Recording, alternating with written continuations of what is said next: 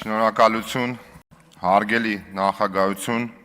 այդ թվում հարգելի պարոն Վարդևանյան, հարգելի գործընկերներ, հարգելի ուժը Հայաստան խմբակցության անդամներ, հարգելի Հայաստան խմբակցության անդամներ, բարդ բան չի իրականում,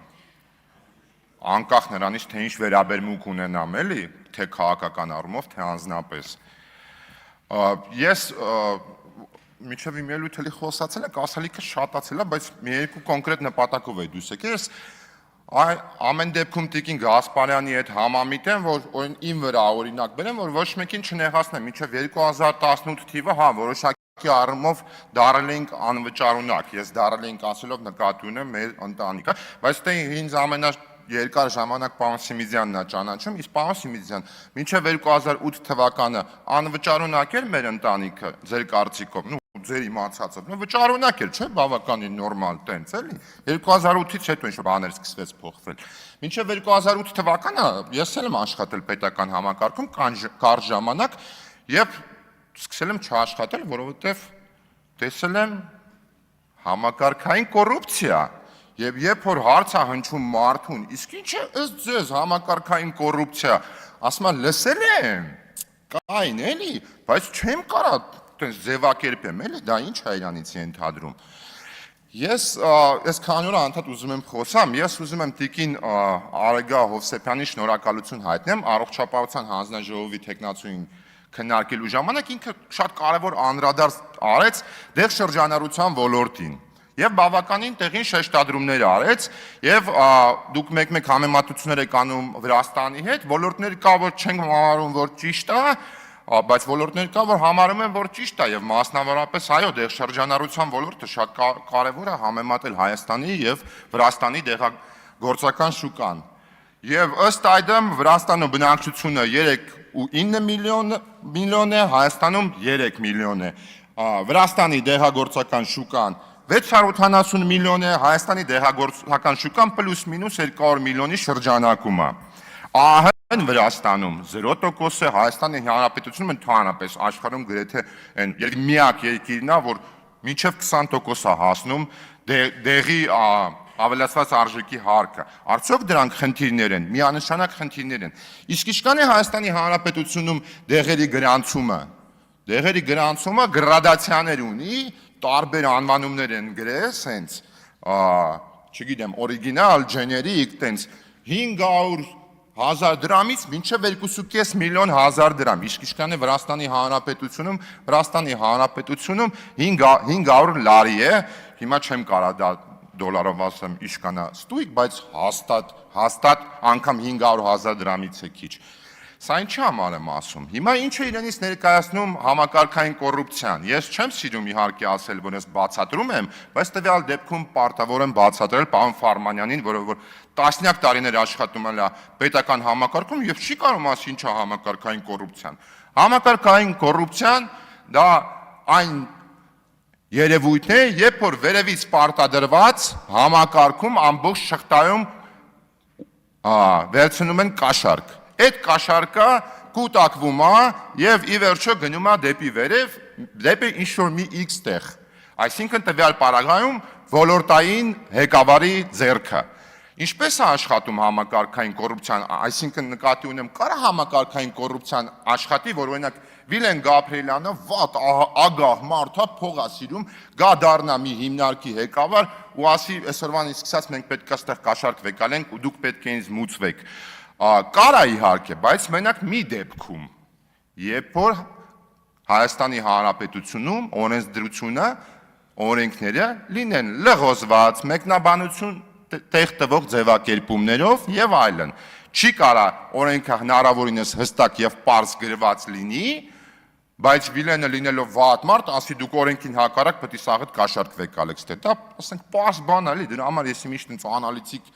ուղիղ չպետք է ունենաս, դրա համար անկեղծ զարմանում եմ, էլի, ոնց է ասում մարդը ասում է, չգիտեմ, ասում է դուք ինչ միտումով եք հարցնում, բայց ես ձեր Տիկին Կարապետյան համաձայն եմ, որ ենթադրում է, որ եթե ասի հա, նշանակում է եղել է մեջը, բայց չեմ ասում եղել է մեջը կոնկրետ որպես փող վերցնող, բայց ես բացառում եմ, որ Հայաստանի Հանրապետությունում պետական համակարգում աշխատող մարդը չկարողանա ձևակերպի դա ինչ է իրանից ենթադրում, որտեղ դա նշանակում է ինքը անկեղծ չէ։ Հիմա հարց կծակի, թե ինչու համար ես դեղերի օրենքը բերեցի եւ խոսեցի համակարգային կոռուպցիայի մասին։ Ես չէի ուզում, բայց դե դրթել են։ Ժողովուրդ ջան, ինչ անեմ, թող ներողամիտ լինեն որոշակի առումով նաեւ մեր քաղաքացիները։ Երբ որ Տիկին Հովսեփյանը հարցադրումները բարձրաձայնում է դեղերի վերաբերյալ, ես այդ լիարժեք համաձայնեմ եւ Տիկին Բադալյան, ես կարծում եմ դուք էլ կասկած չունեք դեղ շրջանառության ոլորտում մեծ աշխատանք կա անելու միանշանակ։ Արդյոք կամ օրինակ մեր մեղավորությունը եւ անձամբ իմ մեղավորությունը դրանում միանշանակ կա։ Այդ մեղավորությունը նրանում է, որ ժամանակին ես բավական կամք եւ վճռականություն չեմ ցուցաբերել, որպեսզի այդ ոլորտում մենք գնանք կտրուկ քայլերի։ Բայց որն է Տիկին Արեգա Հովսեփյանի խնդիրը, երբ որ ինքը այդ հարցը հնչեցնում է եւ որպես հիմնական մեղավոր մատնանշում է մեզ կառավարող ուժին։ Իսկ խնդիրը նրանում է, որ Տիկին Արեգա Հովսեփյանը, որը որ նաեւ իր հարց ու պատասխանի ժամանակ մի քանի անգամ շեշտադրեց, եթե ես չեմ սխալվում, բայց ոնց որ չեմ սխալվում, տենց բան կար, չէ, գիտելիքի մասով 5-րդ դասարանի գիտելիքա, 7-րդ դասարանի գիտելիքա, տենց տիրապետ էիք էլի, էդ էլ տենց որոշակի պսևդո ինտելեկտուալիզմա, որի դեմ իրականում Հայաստանում դեռ երկար տարիներ կարծում եմ պետքա պայքարել, որովհետև կրակը չենք ընկել էլի, որ մեր դիպլոմը կարմիր չի նշանակում ինտելեկտ եւ գիտելիք չունենք, բայց երբ որ Տիկին Հովսեփյանը դեղ շրջանառության ոլորտից բողոքում է, ինքը ակամայից պետք է նաև մի փոքր ձախ անի եւ վերև նայի եւ հարցեր ուղի իր գործընկերոջը եւ ասի իսկ կարող է օրինակ դու տեղյակ ես թե ինչու համար է Հայաստանի Հանրապետությունում դեղ շրջանառության ոլորտը այդպիսին եւ ինքը միանշանակ վստահ եմ կարող է պատասխանել որովհետեւ կասկած չունեմ տունը մեկ-մեկ ելույթները քննարկում են թե ինչ պետք է ստեղից խոսա Ինքը ձեզ կասի, որ այո, այդպիսին է, որովհետև օրենքի հիմնական ջատագովը մեր տնից է։ Սա այս վերջերս ռեկվիզիտով ստեղ բան է, էլի մոդա է դարը, սա գիտեք ինչ է։ Սա 57 էջը։ Սա Հայաստանի Հանրապետության դեղերի մասին օրենքն է։ Իսկ գիտեք Վրաստանի Հանրապետության դեղերի մասին օրենքը քանակով իշկան է էջերով 24 Ինչ թվում է քանակից ենք խոսում, բայց տվյալ դեպքում բառակույտից խոսացինք Հայաստանի Հանրապետության դեղերի մասին օրենքը բացառապես մի մարդու կողմից ստեղծված բառակույտ է, որը դու իշկան կարդաս չես հասկանա այն ինչի մասին է։ Եվ այդ օրենքը այո տեղեր ունի, որը որ նաև կարող է հանդիսանալ կոռուպցիայի հիմք։ Հիմա կասեք թե ով է, ում մասին է խոսքը բան, էլի եմ ասում, ձեր թիմակցից կհարցնեք, ինքը ձեզ կպատասխանի, ձեր թիմակցի անունն է Էդգար Ազգանունը Հազարյան։ Իրանց տունն է կարելի ասել այս օրենքը գրվել։ Էլի ամենայն հարգանքով էլի իմ նախկին գործընկերոջը, ում հետ ես աշխատել եմ նույն հիմնարկում, բայց սրան ինչի համար եմ անդրադարձում, քանի որ խոսացինք իմ արժանինքների մասին։ Ես տնից մայրիկիցս հանձնարարական եմ ստացել, էլի պետք է պարտադիր սա ասեմ։ Մի քիչ անձնական նկատառումներով օգտագործում այս ամբիոնը։ Այո, արդյոք հանդիսանում է իմ արժանինքը այն, որ ըստ պարոն Հազարյանի, որ Դավիթ Տոնոյանը իմ ընկերն է, հանդիսանում է ոչ այն, որ իմ ընկերն է, այլ այն, որ ինքը իմ փաստացի ազգականն է, եւ այո, դա իմ համար արժանիք է, ինչպես նաեւ արժանիք է այն, որ իր քերին իմ հայրը 40 տարվա կադրային սպա է։ Էլի արժանիք է։ Արդյոք դա խոսում է ես այն մասին, որ ես գիտելիքներ ունեմ եւ հնարավորություն ունեմ պաշտպանության ոլորտի վերահսկողության մասով, չեմ կարծում, որ դա ինչ որ տենց պետք է ազդի այդ գործընթացի վրա, բայց միանշանակ ես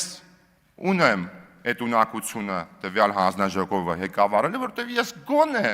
այդ իմ փոքրիկ արժանինքներից է։